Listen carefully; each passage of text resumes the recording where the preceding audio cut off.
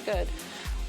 Remember, the challenges we talked about were the buyers being at a disadvantage, right, of affordability.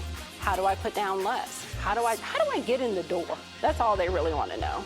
So we talked about 3 options that help them to put no money down, 1% down, or to be able to go in with a joint agreement and get kind of indoctrinated, right?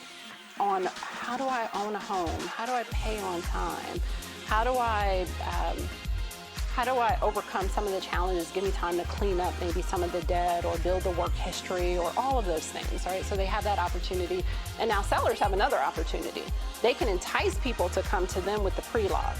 I think that's a huge opportunity. As you can see, rates are trending down, but if you know, like I know, rates go back up, right? So if I can lock it for a period of time, that helps me. And then the other one is to be able to tap my equity, to be able to move, have that guarantee, breathe, live in my new home, no contingencies, and still be able to get market value for my home. All right, so winning contracts, a couple of things I want to emphasize. So when we do all of these things, you have that Buy Smart framework. You have loan programs that actually help you to be able to propel the deal or move it forward or speak to the buyer's need.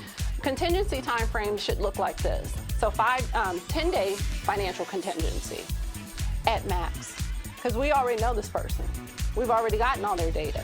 We've done the pre-underwriting. We shouldn't have any issues. We're going to go back and talk about what they are. So if it's more attractive to you, then you could even do less than 10. Now don't go do 2, because I know you. I know you. If we've done a lot of the pre-work up front, right, and this buyer is like stellar, they're financially fit, high credit score, blase, right, and there's no red flags, could there ever be a possibility where there could be a 0-day financial contingency? Yeah. Because you've already done it. Right. As long as we use the framework where we pre-underwritten. That's right. I'm comfortable with that 100%. Yeah. And it's really about getting the buyer to understand their part in that journey, right? Because we know, and we can articulate the why, but the buyer's like, I'm gonna send you the document tomorrow. Let me, you don't want that bank statement, you want the one that's coming next month. No, I want what you have, right? I want what you have right now so that we know what we're dealing with. But yes, it could be. Appraisals, I know we're still using 14-day appraisals, but honestly, I'm seeing appraisals come back in like 5 to 7 days. Yeah. They're coming back super fast. So 21-day close, it should be our standard. Like, we can use that, no problem, no issue. Technically, you need the disclosure days, right? You have to have 3 days on the CD. So I would say, and you know this, I've done a 10-day close. But it just depends. It has to be together, right? So I would say use these as your standards, just, a little bit of protection and coverage there. Property review, I ask that you share properties with me as you're out looking. Like, I'm that person. I want to run the number. I want to run the numbers. I want to tell the person, I know you love it.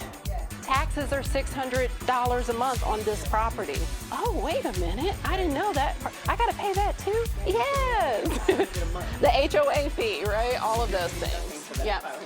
So that way we can check for eligibility. One, what program are we going to use? Because I want to know that immediately. I see the property, I know what parameters it falls in, and I want to be able to talk about eligibility for program, but then that financial clearance.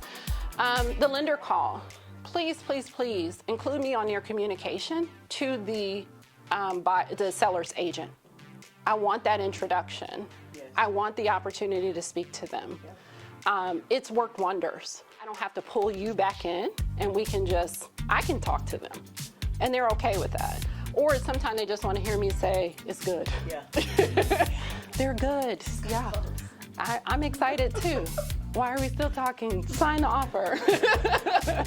And then remember, we talked about listing the private comments there. Like, please don't leave that blank. Lead to the financing solution. Mention me as the lender that they can come to ask questions about whatever, so that they can get whatever comfort level they need in order to know that, yes, this is a real opportunity. know that I will never disclose information about the person's finances. I do answer a lot of questions, just yes and no, but I never share anything about their household, their status, their money.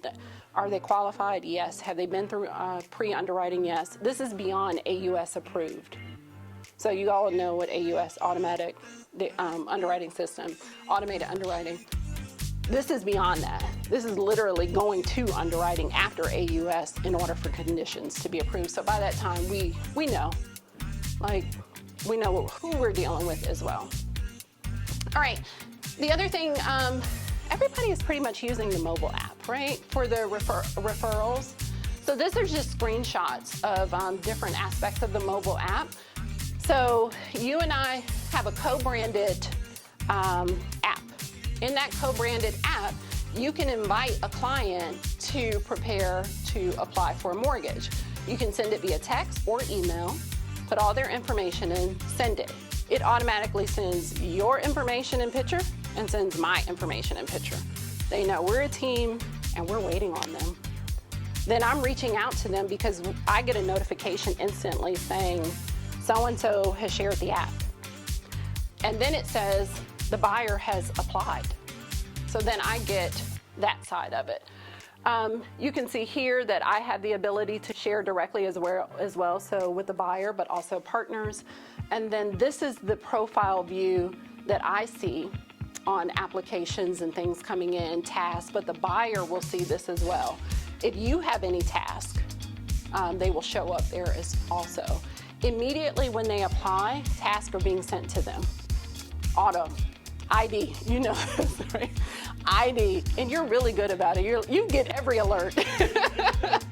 But ID, bank statements, pay stubs, anything, they have that information already at their fingertips, so they can never say that they didn't know what was needed next. Never. And you can always look and say, you submitted, the application's still in pending status. You didn't even submit it. No, I submitted it. No, you didn't. Yeah, did you hit it, right? So you can see that. I just want to encourage you to use that. That way we can all keep track. And then as they go through the stages of the loan process, you're alert. You get alerts. So for you, for example, with the family that's closing next month, you're getting all of those updates as they went through processing, underwriting. So their next stage you see on there is clear to close, right? So you get to see all of those. And every time Lynetta sends a message, she's like, thank you. Thank you. Thank you. All right, just a few more tips. So social media and digital marketing. So share and tag each other on any financial insights, success stories, and testimonials. I think I'm attached to most of you on Instagram. I'm Candice Loans for Homes. So definitely social and digital marketing. I'm going to give all of you access to a system called Total Expert. So you can create your own flyers. You can do your own property listings. You can do your own loan program overview, batch to your CRM. So I'm going to send that over to you as well. So the goal is just to make it easier, more efficient, and just a click of a button. Because really, that's how fast we have to move in this environment. The other thing is hosting first-time homebuyer or seller workshops. I would even say self-employed as well. If you ever want to do that, collaborate together, please let me know. It is a great opportunity to hear the questions that people ask. You know, we know a lot, but then we forget that other people, you know, are doing that as well. Keep it at a time, I would say, no more than an hour. So really 40 minutes of information, because that's all they can really take in. And then a serious call to action. And that helps people to either commit, like the 2 driving marks you always see in my presentations. I'm ready, let's go. Click the link to apply. I need to have a conversation. Like they should be doing 1 or 2 things at the end of those workshops. And then the other thing was that pre-approval. I can't stress that enough, just doing the work, getting everything where it needs to be so that they know, and building their confidence. I think that's the other thing too I'm seeing. Buyers, like they want it, it's a dream, but their confidence is extremely low because social influence is telling them that they're not doing it the right way. And they should be doing it either for nothing or they should be doing it another way. And it discourages a lot of people, to be honest. And then they talk to you or they talk to me and they're just like, oh, wait a minute, I should have did this years ago. I just renewed my lease. And like, you want to choke them. You want to choke them. All right, so these are the two that I'm doing this month. So I'm doing one on 100% financing. This one always, every time I put it out there, generates tons of registrations. And I do a little bit of promo behind it, but I think people just they see that 100% financing and they know. And then the other one is for self-employed, that one as well. I do send it out to a number of financial planners. And also send it to, I would say, some influencers, that always talk about house hacking and things of that nature. So they always drive people to those webinars. I would say on them, registrations, you'll probably get about 50 to 70 people.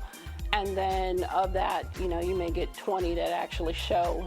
I was doing them at 10 o'clock in the morning on Saturdays, and I found that people were still asleep or forget.